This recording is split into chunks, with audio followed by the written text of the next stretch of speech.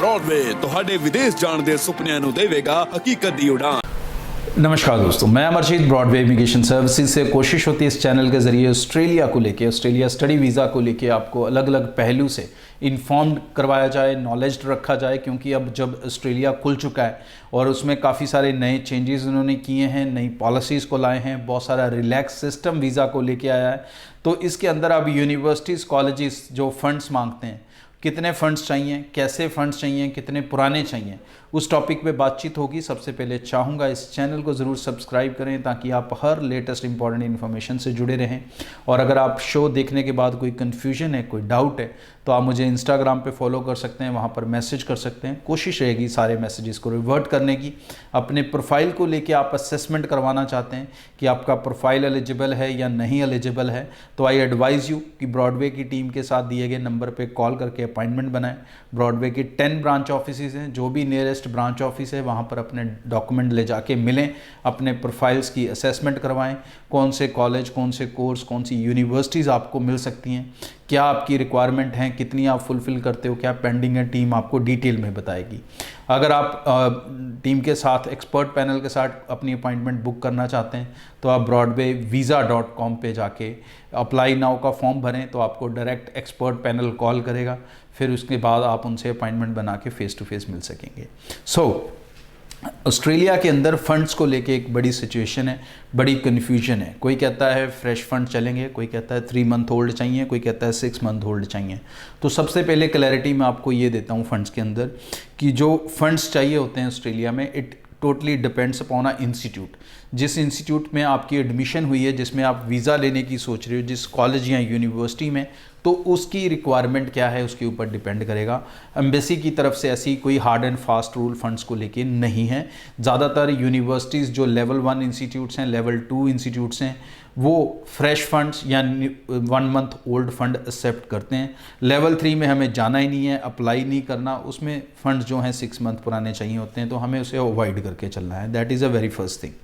Second important चीज़ है कि ऑस्ट्रेलिया के अंदर जब भी आपने अप्लाई करना है, आपके जो फंड्स हैं वो फ्लक्चुएट करेंगे 2 चीज़ों के ऊपर। एक है लिविंग कॉस्ट, जो ऑलमोस्ट सेम रहेगी, अराउंड $22,000 के आसपास 1 साल की।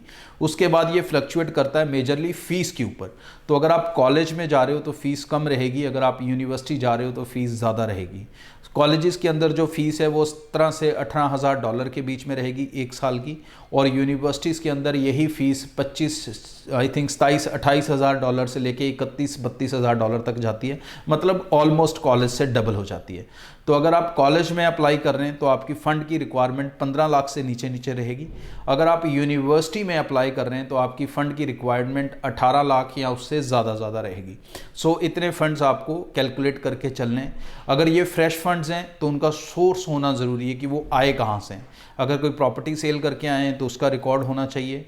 अगर कोई पुरानी एफडी थी वहाँ से चेंज होकर आए, उसका रिकॉर्ड होना चाहिए। पीएफ जो आपका डिपॉजिट है, पेरेंट्स का होता है, प्रोविडेंट फंड डिपॉजिट होता है, वहाँ से ट्रांसफ़र किए हैं तो उसका भी रिकॉर्ड होगा। मतलब एक रिकॉर्ड फंड चाहिए। सरप्राइज एंट्री 10 लाख 20 लाख ऐसे आप दिखाओगे तो वो शायद ऑस्ट्रेलिया में एक्सेप्ट नहीं होगी। डिटेल्स में इसको समझें, अच्छे कंसल्टेंट को हायर करें, तभी आप अच्छे से ऑस्ट्रेलिया के अंदर वीज़ा ले सकते हैं। क्योंकि बहुत सारे बच्चे अपनी जीटी क्लियर करने के अंदर ही फंस जाते हैं। बहुत सारे बच्चों की प्रॉब्लम जीटी के अंदर ही होती है, और जीटी में जो मेजर पार्ट होता है वो फंड्स का होता है। क्योंकि एकेडमिक्स के ऊपर तो आपको ऑलरेडी वो ऑफ़र लेटर दे चुके होते हैं, तो उसका इतना तगड़ा इशू नहीं होता। अगर कोई एक्सपीरियंस दिखाया होता है वो वेरीफाइबल होना चाहिए, वो कॉल करके चेक हो जाता है। बट सबसे ज़्यादा इशू फंड्स को लेके होता है। सो आई एडवाइज़ यू कि अच्छे कंसल्टेंट्स के थ्रू अपनी एप्लीकेशन लगाएं और सही तरीके से लगाएं। अच्छे इंस्टीट्यूट्स में लगाएं, लेवल 1 लेवल 2 को एक्सेप्ट करके चलें। कॉलेज में लगाएं, यूनिवर्सिटी में लगाएं, वो इतना फ़र्क नहीं पड़ता।